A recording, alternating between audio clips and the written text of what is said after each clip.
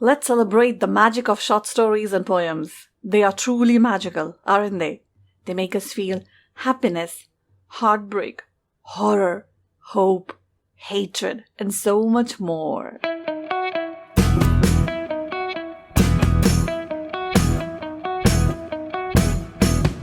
Namaste people. Welcome to Shweta's Basket, a weekly stories and poems podcast, and I'm your host, Shweta Singh.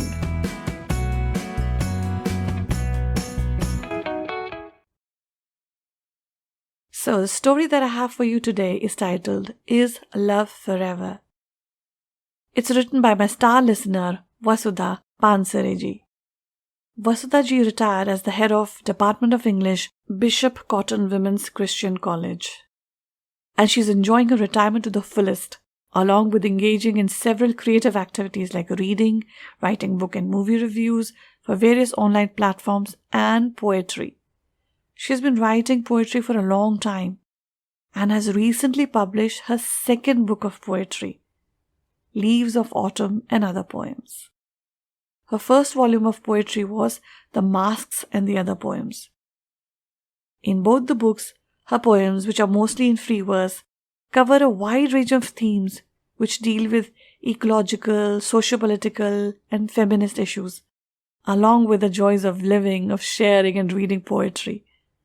Both the books are available on Amazon, and the link to them will be in the show notes. So here is Love Forever, written by Vasudha Pansareji.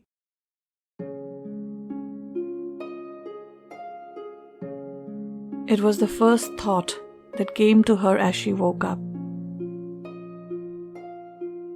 He was gone, and soon this bedroom, the house in whose eastern corner it sat, the tiny garden outside with its gnarled old hibiscus, and the half-grown mango tree they had planted together, all those would be gone as well.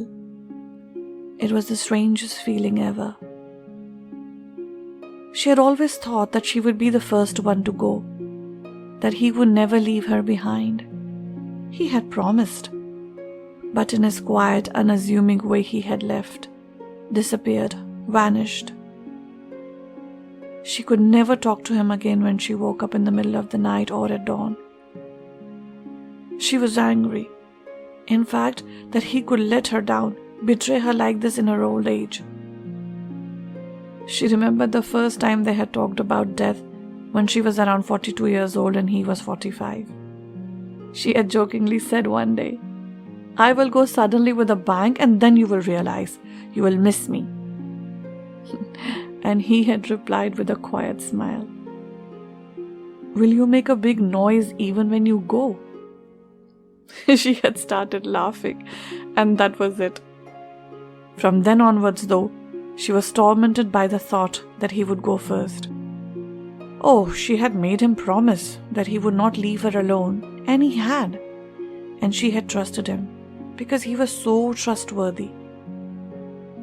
And now he was gone, and she was left alone in the house with the tiny garden, with its old red hibiscus and the half-grown mango tree they had planted together. Every morning, when she woke up, she was forced to relive her grief. When she was asleep, she forgot that he was gone, and then when she woke up, reality hit her again, every day. How would she ever forget the ache? How would she ever smile again? Nothing mattered now. Like the speaker in W.H. Auden poem, she wanted to pack up the moon and dismantle the sun, pour away the ocean and sweep up the wood, for nothing now can ever come to any good. Like the speaker, she had thought that love would last forever, and she was wrong. One never really believed in mortality till it happened to you. He had been very fond of reading philosophy and spiritual books. Saints like Gyaneshwar and Ramana Maharishi had occupied his mind constantly, till there was no space in it for anyone else. He had always agreed with her that she would go first. His attitude to death had been one of philosophical acceptance of the inevitable.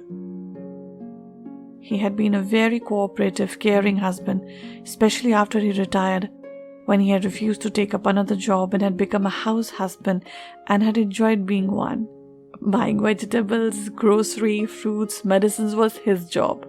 In fact, he would always give her her tablets on time, drop her off at the college where she taught, brought her breakfast when she had no time to prepare breakfast, filled her water bottle, ironed her blouses, even folded her sari sometimes when she came back from the college and threw it on the bed.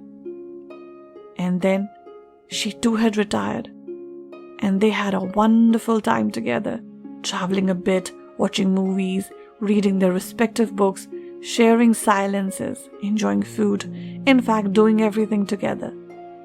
She had never bought anything, not even a dupatta or a pair of slippers without him. For everything she had been dependent on him.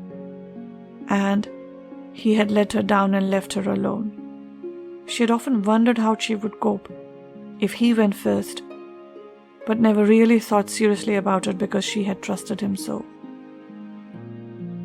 After retirement, watching films on Netflix and in theatre was one of their favorite activities. She had loved watching films with him. She opened up his narrow world by introducing him to wonderful thrillers, romances, and award-winning movies. And now she felt as if she would never enjoy a single film without him by her side. They also shared similar political opinions and enjoyed election news together. Even in music, their tastes were the same. However, she had a great social life, whereas he was not very good at making new friends. He was never good at social interaction and was always looking at her for support when someone came home for lunch or dinner. But what he lacked in interpersonal skills, he made up by being the pillar of support with respect to her parents. He had helped her cope with her mother's illness, her father's death, and later, when her mother passed away, he had made all the arrangements. He was always the silent husband. "Say something. At least say my name," she would say in exasperation while they were making love. But there was no response. He just wouldn't talk. He was so caring and so tender, but he didn't like to whisper romantic phrases which he yearned to hear. This was the only problem in their relationship. Oh well, she thought, one cannot have everything. Somewhere, something will always be missing in any marriage. Gradually, she got used to his silences. They were so comfortable. At least, he was a good listener most of the time. And she was such a chatterbox. Actually, when she saw other husbands jabbering non-stop, she wondered how their wives could stand it. In a house, the silence was so soothing, so peaceful. But even after so many years, she yearned for sub-romantic words. They had been so unlike each other when they had got married. He had adored her, but she had felt he was not romantic enough, not dynamic or dashing. They had built their marriage brick by brick, facing the storms and family pressures. He felt that she was too strict with the children, too free with her hand, whacking them with little reason. But she was a good homemaker, a stickler for discipline and a good cook. She was a tiger mom, too concerned about her children's studies and obsessive about their good behavior. She had enjoyed their life in the small town, but wasted her career, and then started from square one when she began working again when their son started going to school. She remembered how hard she had worked when the children were small, waking up early in the morning and sleeping late in the night with a short nap in the afternoon. She loved to read, but had no time to read or write. And in the small town where they lived, she had no access to books. In spite of her excellent qualifications, she could not work for more than 10 years. But she got a second chance to build a career when he took up a job in a big city. She cleared her NET exams and started working for a prestigious college and worked there for 20 years and retired as head Department of English. She was very thankful for this second career. But now she felt so alone, so uncomfortable, so empty and without purpose. She could not continue to live in this house, but did not want to live with the children either. Their life had been pretty uneventful and mundane, sometimes unsatisfactory, but always based on trust and honesty. She knew that it was over, that he would never return. But even now, she searched for his face on the road, in the crowd. When the phone rang, she hoped that it would be him. Every morning, she did not want to get up. She wanted to go back to sleep and sleep forever and dream of him. She had to find something to give her solace, something that would erase her constant pain, some forgotten joy to lighten her heavy heart. Maybe writing. Maybe writing about her pain would comfort her. She would try and see. But one thing she had realized: everyone and everything is transitory, nothing permanent. Everything around her would one day disappear. It was the strangest but the most calming thought. Her acceptance of his mortality was a turning point in her life. She started writing poetry. She had always dreamt of being a poet, but her busy life had never given her enough time. Now words and ideas swirled in her mind, and she wrote to acquire solace for herself and share her experiences. She imagined her poems, scattered like autumn leaves throughout the world, bringing pleasure and wisdom to her readers. She was sure that her poetry would provide peace and joy, and she wanted nothing more. In writing, she finally found the tranquility she had been seeking after his passing away. Gradually, her poetry began to be appreciated, and soon she brought out a Kindle edition which became popular, and then she self-published her second volume. Her readership was increasing. Her only wish was that her husband would have been there to share her small success. How proud he would have been of her. But he still wouldn't have said anything. She smiled at that thought.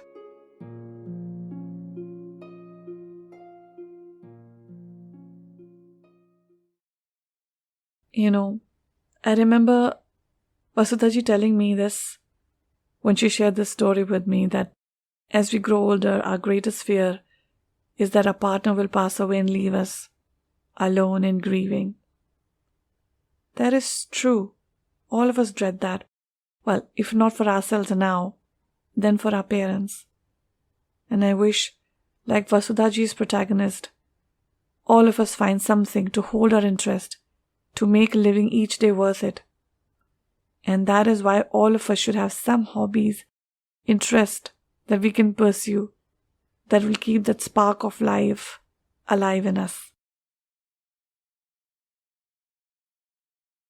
And now let's move on to our one question section.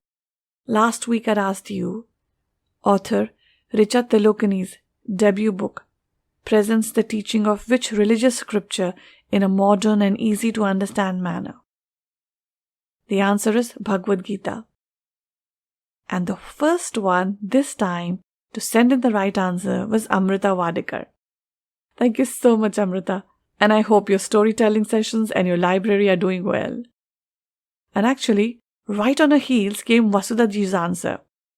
Amrita had DM'd her answer to me on Facebook Messenger, and Vasudhaji had DM'd both on Facebook, and she emailed her answer to me as well. So yes, dear listeners, apart from emailing me, you can now DM your answers on Facebook or Instagram. And since Vasudhaji has been the first one to send the right answers to us 4 times in a row, and almost the 5th time too, well, we sent her a token of our appreciation, a beautiful and bright yellow personalized mug, which she absolutely loved. I'm so happy. So Vasudhaji, please continue to be on this journey with us. And now we move on to the one question for this episode. Name the fruit tree that the protagonist and her husband had planted. And now, as you know, you have 3 options to send in your reply. You can DM on Facebook or Instagram, or you can email me at shweta@shwetasbasket.com. And the email ID will be in the show notes too. And do join me next week, that is next Friday, when it'll be our 50th episode, a sort of a mini milestone for us. So while I will not have a story or a poem for you, I will have the story of the journey that is Shweta's Basket. And if you guys have anything that you want to share about Shweta's Basket, about why you like to listen to Shweta's Basket or why you like Shweta's Basket, then do share it with me. And I would love to share it with the listeners next week. And if you can send it by Wednesday, that is 25th of August, that would be great. And that brings me to the end of this episode, guys. Do subscribe to my website, www.shwetasbasket.com, so that you're always up to date with what's new in the basket. And stories and poems are not the only things. You will find book, movie, and restaurant reviews in the basket too. And if you enjoyed this episode, then follow or like the podcast, share our episode on your timeline, and tag us, and recommend us to your friends. Help us reach more people. Shweta's Basket is available on 18 different platforms like Spotify, Apple and Google Podcasts, Gaana, JioSaavn, and others. We're also on YouTube. For the complete list, check out the show notes. And if you want to get in touch with me, I am on Facebook and Instagram, and my handle is Shweta's Basket. And guys, in this day and age, it's a good idea to have a website. So if you're thinking of having one, then listen on, because having a good-looking and professional website is just a click away. In the meantime, this is your host, Shweta Singh, signing off. Till we meet again on the air next Friday. Bye for now.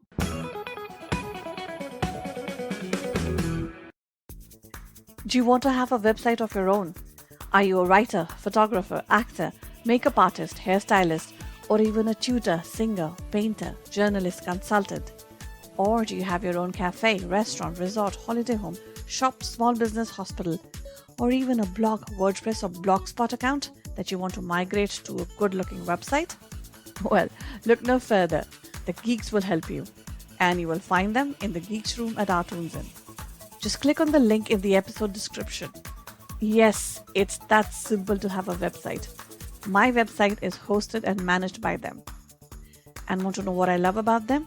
They are professional, customer pleasers, straight talkers, and very competently priced. So what are you waiting for? Your website is just a click away.